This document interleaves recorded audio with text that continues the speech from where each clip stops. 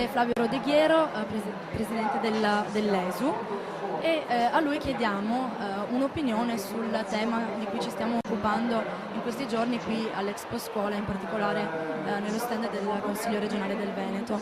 E-democracy, democrazia elettronica, in che modo le nuove tecnologie possono davvero far parte dell'educazione e della formazione dei giovani innanzitutto, per arrivare poi ad una partecipazione attiva dei giovani come cittadini e quindi alla democrazia.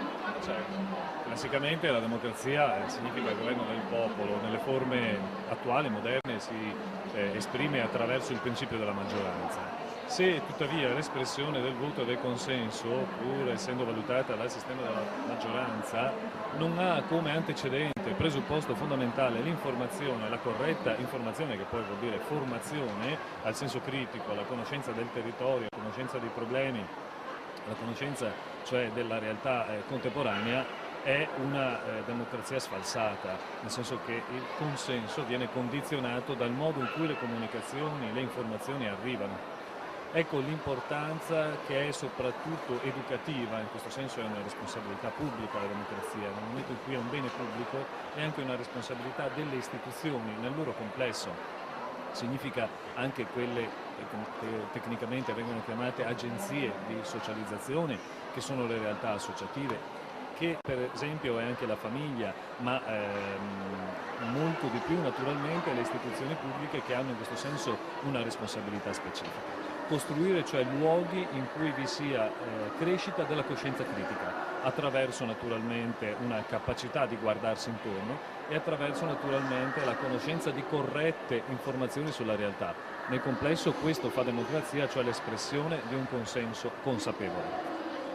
Internet è un potente mezzo di comunicazione che ha un linguaggio particolare e molto vicino ai giovani, perché sappiamo appunto quanto è diffuso e quanto viene utilizzato.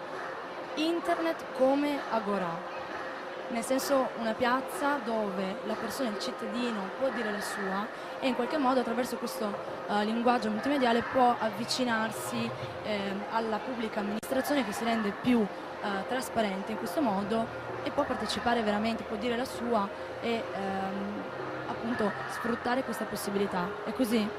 Allora, diciamo che Internet propriamente non è un agorà, e porlo come agorà credo sia un estremamente positivo modo di affrontare dal punto di vista delle agenzie di educazione e da parte delle istituzioni un modo moderno di comunicare. Credo che Internet porti a un modo individuale di affrontare la realtà e porsi l'obiettivo di creare di questo mezzo, di fare di questo mezzo un'agorà, cioè una piazza, un luogo di comunicazione reciproca in cui lo scambio è più quindi esattamente crea attraverso vari input che entrano un output arricchito di coloro che cioè attraverso questo mezzo acquisiscono maggiore capacità di informazione corretta sulla realtà. Ecco, è un obiettivo assolutamente importantissimo, che lo faccia la Regione Veneto, in particolare il Consiglio regionale. Questo credo sia un valore aggiunto e che costituisca davvero un momento importante dell'espressione pubblica del governo del territorio. Noi siamo l'ente per il diritto allo studio, siamo un ente strumentale della Regione e naturalmente ci rendiamo disponibili e facciamo la nostra parte in questo senso, perché credo sia un compito comune, perché va a far crescere il bene comune. Quindi internet o piazza virtuale per la democrazia, insomma, perché il pensiero diventi democratico e ognuno possa esprimere la sua opinione. Ma il rapporto tra università, in questo caso, dato che si parla di diritto allo studio universitario, e mondo del lavoro, viene agevolato con le nuove tecnologie? C'è davvero un progresso in questo senso, quindi anche i siti di raccoglimento, recruitment? Sì, ieri ad esempio abbiamo realizzato job meeting e c'è stata un'affluenza molto ampia di studenti che hanno voluto lasciare il proprio curriculum alle varie agenzie di recruitment presenti, anche informatiche e per certi versi diremo soprattutto informatiche. Noi con il nostro centro in via Ospedale 19 qui a Padova, aperto tutto l'anno, ieri è stata un po' la vetrina del lavoro annuale e il momento di partenza per il lavoro per l'anno prossimo.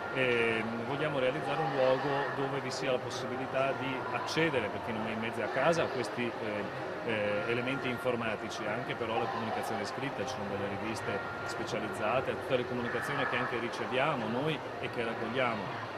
Certamente però molti non hanno l'opportunità logistica di portarsi fisicamente. Ecco l'importanza delle trasmissioni come questa, di altre che abbiamo realizzato anche come luogo di riflessione sulla realtà del mondo del lavoro e di informazione che noi abbiamo voluto trasmettere attraverso i canali radio-televisivi. Però ecco, in questo senso implementare la presenza su internet delle informazioni permette di arrivare a un canale veloce che faciliti l'incontro soggetto-mondo del lavoro, anche se il lavoro di orientamento non è fatto solo di conoscenza, di rapporto diretto, è fatto di un lavoro continuativo che parte dalla scuola dell'obbligo per arrivare alla scuola che mira ad un indirizzo professionale e all'università, nell'aiutare i ragazzi a capire se stessi, l'antica massima Gnose Seuton, e cioè la capacità di capire le proprie attitudini, la propria dinamica personale, perché questo permette di capire qual è il lavoro che realizza nel massimo grado la propria personalità. In questo senso il lavoro dovrebbe nobilitare la persona. Ecco, quindi un lavoro che deve partire dalla conoscenza di sé, dall'orientamento allo studio e poi per certi versi dovrebbe essere quindi e anche nell'informazione dei dati socio-economici del territorio, perché uno deve sapere quante probabilità ha di fare quel lavoro,